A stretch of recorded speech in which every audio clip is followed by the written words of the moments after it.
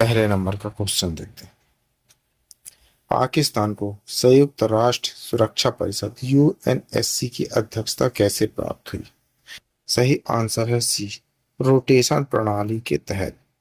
की पढ़ लेते हैं। पाकिस्तान संयुक्त राष्ट्र सुरक्षा परिषद यूएनएससी का अध्यक्ष बन गया है और वो इस पूरे महीने ही अध्यक्ष रहेगा। हालांकि उसे किसी वोटिंग के जरिए ये अध्यक्षता नहीं मिली, बल्कि रोटेशन नंबर आने से ये मौका मिला है। संयुक्त राष्ट्र में पाकिस्तान के स्थायी प्रतिनिधि राजदूत आसिम इफ्तिखार अहमद पूरे महीने परिषद का नेतृत्व करेंगे। पाकिस्तान इसी साल जनवरी में संयुक्त राष्ट्र सुरक्षा परिषद का अस्थायी सदस्य चुना गया था। परिषद की अध्यक्षता इसके 15 सदस्य देशों के बीच बदलती रहती है। इस परिषद में 5 स्थायी सदस्य के अलावा 10 अस्थायी सदस्य होते हैं। आइए दूसरे नंबर का क्वेश्चन देखते हैं। हाल ही में भारतीय स्टेट बैंक एसबीआई ने किन दो शहरों में ग्लोबल ट्रेड फाइनेंस सेंटर खोले हैं? सही आंसर है सी, कोलकाता और हैदराबाद में। की पॉइंट देखते हैं। भारत के सबसे बड़े बैंक भारतीय स्टेट बैंक एसबीआई ने दो नए कार्यालय खोले। इन्हें ग्लोबल ट्रेंड फाइनेंस सेंटर कहा जाता है। इसमें से एक कोलकाता में और दूसरा हैदराबाद में। यह मंगलवार को हुआ और यह बैंक और उसके ग्राहकों के लिए गर्व का क्षण है। इन केंद्रों से लोगों को कंपनियों के लिए अंतर्देशीय व्यापार करना और विभिन्न देशों के बीच वस्तुओं की खरीद बिक्री करना आसान हो जाएगा। इसका मतलब आयात भारत में चीजें लाना और निर्यात भारत से अन्य स्थानों पर चीजें भेजने में मदद करना है। आइए आगे बढ़ते हैं। तीसरे नंबर का क्वेश्चन देखते हैं। Air marshal S Shiv Kumar को भारतीय वायुसेना में किस पद पर नियुक्त किया गया है? सही आंसर है सी, वायु अधिकारी इंचार्ज प्रशासन AO1 पर। की पॉइंट देखते हैं। भारतीय वायुसेना IAF की एक वरिष्ठ और अत्यधिक सम्मानित अधिकारी air marshal S Shiv Kumar ने भारत अब नई दिल्ली स्थित वायुसेना मुख्यालय में वायु अधिकारी इंचार्ज प्रशासन AOA के रूप में पदभार संभाल लिया। एयर मार्शल शिव कुमार जून 1990 से भारतीय वायुसेना का हिस्सा है। जब वे प्रशासन शाखा में शामिल हुए थे, उन्होंने बहुत अध्ययन किया और पंडिचेरी विश्वविद्यालय से मानव संसाधन प्रबंधन में MBA और उस्मानिया विश्वविद्यालय से रक्षा और सामरिक अध्ययन में MPhil की डिग्री हासिल कर रखी है। आइए चौथे नंबर का क्वेश्चन देखते हैं।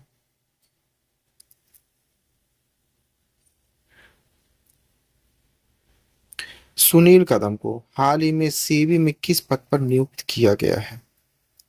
सही आंसर है सी, कार्यकारी निर्देशक के पद पर। की पॉइंट देखते हैं। सुनील कदम ने भारतीय प्रतिभूति एवं विनिमय बोर्ड सेबी के कार्यकारी निर्देशक ED के रूप में महत्वपूर्ण नई भूमिका संभाली है।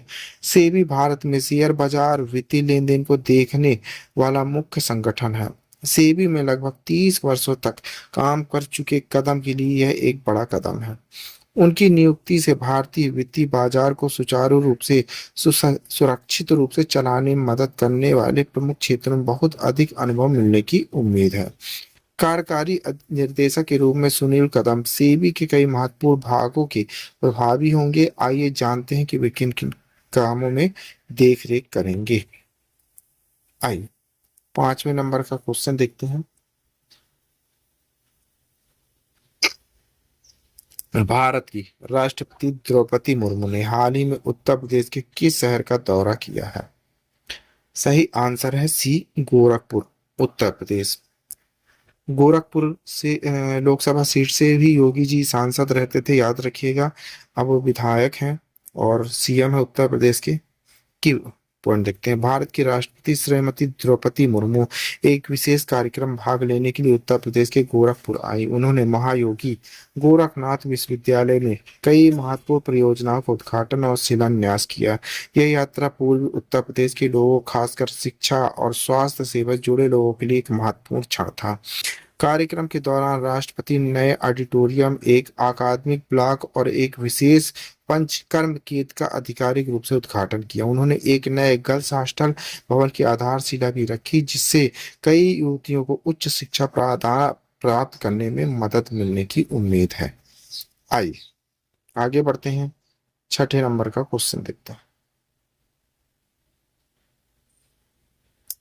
किस देश में जनरल सर जॉर्ज कोटेल वाला रक्षा विश्वविद्यालय केडीयू स्थित है? सही आंसर है सी, भूटान में। हमारा पड़ोसी देश है भूटान। की पॉइंट रखते हैं। भारत श्रीलंका सांस्कृतिक और शैक्षणिक संबंधों को मजबूत करने की दिशा में एक बड़ा कदम उठाते हुए कोलंबो स्थित जनरल सर जॉर्ज कोटेल वाला रक्षा विश्वविद्यालय केडीयू ने हिंदी भाषा सीखने का कार्यक्रम शुरू किया है। यह पहल श्रीलंका में भारतीय उच्चायोग की सांस्कृतिक शाखा स्वामी विवेकानंद सांस्कृतिक केंद्र SVCC के सहयोग से की गई। कार्यक्रम का औपचारिक उद्घाटन भारतीय उच्चायुक्त संतोष झा और केडीयू के कुलपति रियल एडमिरल HGU दमिक्का कुमारा ने किया। इस कार्यक्रम में वरिष्ठ सैन्य अधिकारियों, विश्वविद्यालय के शिक्षकों और छात्रों ने भाग लिया जिन्होंने इस सहयोग के महत्व को रेखांकित किया है। आइए आगे बढ़ते हैं, सातवें नंबर का क्वेश्चन।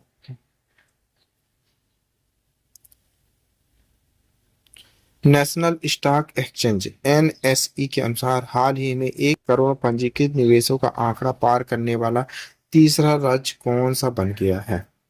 सही आंसर है गुजरात, हमारे मोदी जी का शहर। की पॉइंट देखते हैं। नेशनल स्टॉक एक्सचेंज NSE द्वारा जारी भारतीय आंकड़ों के अनुसार गुजरात आधिकारिक तौर पर 1 करोड़ पंजीकृत शेयर बाजार निवेशकों का मील पत्थर पार करने वाला भारत का तीसरा राज्य बन गया है। यह उपलब्धि गुजरात को महाराष्ट्र और उत्तर प्रदेश के साथ इन मील के पत्थर तक पहुंचाने वाले एकमात्र राज्य में से एक बनाती है। इन तीनों राज्यों का अब भारत की कुल निवेशक का आधार 36% योगदान है, जो देश के वित्तीय बाजारों में उनकी मजबूत रुचि और भागीदारी को दर्शाता है। आइए आठवें नंबर का क्वेश्चन देखते हैं। भारतीय खो खो महासंघ ने हाल ही में किस उद्देश्य से नई नेतृत्व टीम की शुरुआत की है? सही आंसर है बी, खो खो को देश और अंतरराष्ट्रीय स्तर पर बढ़ावा देने के की पंडित भारतीय खो खो महासंघ ने देश और अंतरराष्ट्रीय स्तर पर खो खो को बढ़ावा देने और विकसित करने के उद्देश्य से एक नई नेतृत्व टीम की शुरुआत की। नवनियुक्त निकाय में पूरे भारत से अनुभवी व्यक्ति शामिल हैं, जो इस स्वदेशी खेलों को मजबूत करने के लिए प्रतिबद्ध है। महासंघ में अब 8 उपाध्यक्ष शामिल हैं, जो विभिन्न राज्य संघों का प्रतिनिधित्व करते हैं। ये व्यक्ति खेल की पहुंच बढ़ाने और निष्पक्ष समावेशी विकास सुनिश्चित करने की नीतियों और कार्यक्रमों को आकार देने में मदद करेंगे। आइए आगे बढ़ते हैं, 9वें नंबर का क्वेश्चन देखते हैं। आइए 9वें नंबर क्वेश्चन देख लेते हैं। तालिबान सरकार को आधिकारिक रूप से मान्यता देने वाला पहला देश कौन सा बन गया है? सही आंसर है डी, रूस। की पॉइंट लिखते हैं। एक महत्वपूर्ण कूटनीतिक घटनाक्रम में रूस ने आधिकारिक तौर पर अफगानिस्तान में तालिबान सरकार को मान्यता दे दी, जो अगस्त 2021 में समूह के सत्ता में आने के बाद ऐसा करने वाला पहला देश बन गया है। यह मान्यता अंतर्राष्ट्रीय संबंधों में एक बड़े बदलाव का प्रतीक है और यह प्रभावित कर सकती है कि आगे चलकर अन्य देश अफगानिस्तान के साथ कैसे जुड़ते हैं। 3 जुलाई 2025 को रूसी विदेश मंत्रालय ने घोषणा की कि उसे तालिबान को प्रतिबंधित संगठनों की सूची से हटा दिया है, जिससे पूर्ण राजनयिक मान्यता का यह रास्ता साफ हो गया। इस कदम के तहत रूस ने काबुल में तालिबान के नेतृत्व वाली सरकार नियुक्त अफगानिस्तान के नए राजदूत कुल हसन हसन के क्रेडेंशियल को औपचारिक रूप से स्वीकार कर लिया है। आइए आगे बढ़ते हैं।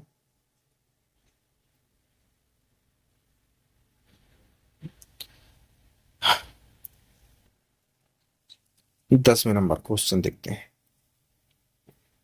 हाल ही में दुनिया की सबसे मूल्यवान कंपनी बनने का रिकॉर्ड किस कंपनी ने बनाया है? सही आंसर है डी, एनवीडिया। की पढ़ते हैं। हार्ड एंड AI चिप्स में वैश्विक अग्रणी एनवीडिया दुनिया की सबसे मूल्यवान कंपनी बनकर इतिहास रचने के लिए तैयार है। गुरुवार को इसका बाजार पूंजीकरण $3.92 ट्रिलियन तक पहुंच गया, जो 26 दिसंबर 2024 को स्थापित एप्पल के $3.915 ट्रिलियन के रिकॉर्ड को पार करके। यह न केवल एनवीडिया के लिए बल्कि पूरी तकनीकी और वित्तीय दुनिया के लिए एक महत्वपूर्ण क्षण है। एनवीडिया के मूल्य में भारी वृद्धि कृत्रिम बुद्धिमत्ता एआई चिप प्रौद्योगिकी में इसके प्रभाव से प्रेरित है। कंपनी के नवीनतम चिप से बड़े एआई मॉडल के प्रशिक्षण आवश्यक और वैश्विक तकनीकी दिग्गजों द्वारा एआई डेटा सेंटर बनाने की दौड़ के कारण उनकी मांग आसमान छू रही है।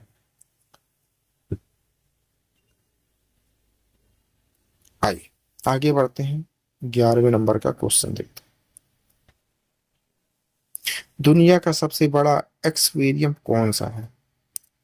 सही आंसर है सी, चिमेलोंग स्पेसशिप की पंडित। एक्वेरियम ऐसी जगह है जहां लोग मछलियां, शार्क और दूसरे समुद्री जानवरों को देख और उनके बारे में जान सकते हैं। दुनिया भर में कुछ एक्वेरियम इतने बड़े होते हैं कि उनमें लाखों गैलन पानी समा सकता है। ये बड़े एक्वेरियम हजारों समुद्री जीवों को घर देते हैं, अंगतुकों को रोमांचक अनुभव प्रदान करते हैं। इस लेख हम कुल जल क्षमता के हिसाब से दुनिया में शीर्ष 5 सबसे बड़े एक्वेरियम के बारे में जानेंगे। चीन के जुहाई में स्थित चिमेलोंग स्पेसशिप 75.3 ट्रिलियन लीटर कुल जल क्षमता के साथ दुनिया का सबसे बड़ा एक्वेरियम है, जिसके बाद सीवर्ल्ड, अबू धाबी और चिमलोक ओलम किंगडम का स्थान आते हैं। 2025 में दुनिया के शीर्ष 5 सबसे बड़े एक्वेरियम की सूची दी गई है, देख लीजिएगा। 12वें नंबर का क्वेश्चन देखते हैं। सेल ने हाल ही में अपना पहला अंतर्राष्ट्रीय प्रतिनिधि कार्यालय किस शहर में खोला है? सही आंसर है डी, दुबई में। की पॉइंट देखते हैं।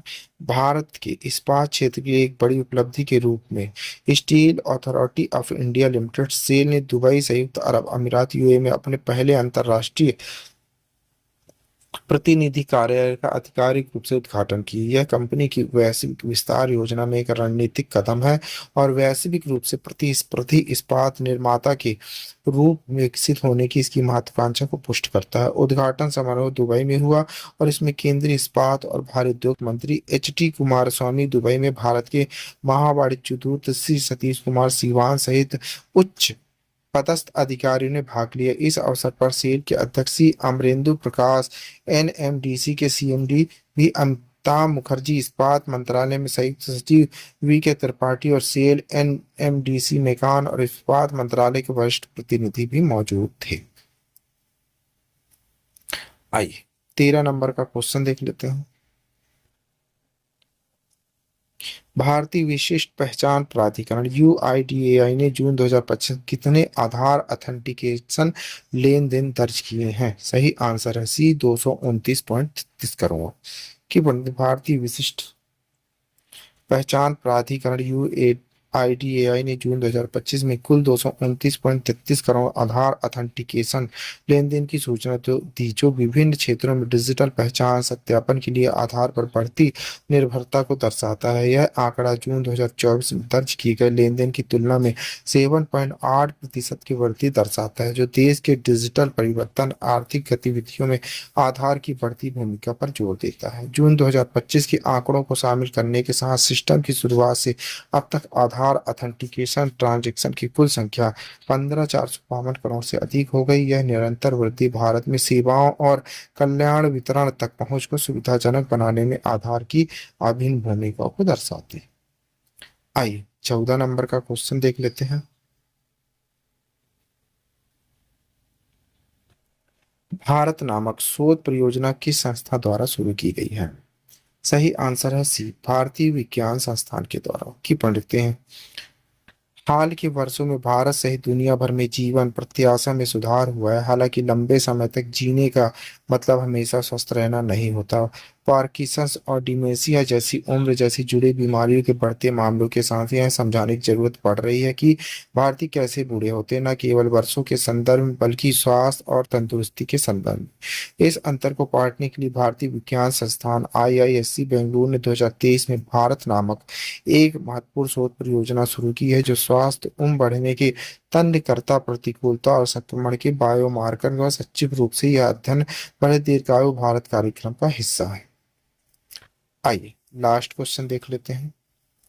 15 नंबर। केंद्र सरकार ने पीएमएमएसवाई के दूसरे चरण के तहत जम्मू कश्मीर में किस प्रमुख परियोजनाओं पर विचार कर रही है? सही आंसर है बी, एकीकृत एक्वा पार्क। की पॉइंट देखते हैं। जम्मू और कश्मीर जे&के में ग्रामीण अर्थव्यवस्था मत्स्य पालन के बुनियादी ढांचे को मजबूत करने के लिए एक बड़े कदम के रूप में भारत सरकार प्रधानमंत्री मत्स्य संपदा योजना PMMSY के दूसरे चरण के तहत एक एकीकृत एक्वा पार्क स्थापित करने के लिए 100 करोड़ के प्रस्ताव पर विचार कर रही है। केंद्रीय मत्स्य पालन पशुपालन और डेयरी मंत्री श्री राजीव रंजन सिंह ने जम्मू में 50,000 लीटर की UHT दूध प्रसंस्करण संयंत्र का भी वर्चुअल उद्घाटन किया, जिससे क्षेत्र में पशुधन और जलीय कृषि विकास के लिए केंद्र की प्रतिबद्धता की पुष्टि होगी। आइए आपके लिए क्वेश्चन है, इसी क्वेश्चन का आंसर आप लोगों को कमेंट्स बॉक्स में देना है। क्वेश्चन देख लेते हैं। किसने सभी प्रमुख वित्तीय संस्थाओं को वित्तीय धोखाधड़ी जोखिम संकेतक को अपनाने का निर्देश दिया है? दूरसंचार विभाग DOT ने, भारतीय रिजर्व बैंक RBI ने, वित्त मंत्रालय ने या भारतीय स्टेट बैंक ने? दोस्तों इस क्वेश्चन का आंसर आप लोग को कमेंट्स बॉक्स में देना है। आंसर आप लोग कमेंट्स बॉक्स में जरूर दीजिएगा, भूलिएगा नहीं। आप पढ़ रहे हैं 5 जुलाई 2025 का डेली करंट अफेयर। दोस्तों आप किसी भी एग्जाम की तैयारी कर रहे हैं तो ये वीडियो आपके लिए मोस्टफुल रहने वाला है। इस वीडियो की PDF डाउनलोड करने के लिए आप हमारे टेलीग्राम चैनल एग्जाम पॉइंट पर जाकर वहां से PDF डाउनलोड कर सकते हैं। Thank you for watching my video. इस वीडियो को ज़्यादा से ज़्यादा शेयर करें, लाइक करें, कमेंट करें। Thank you.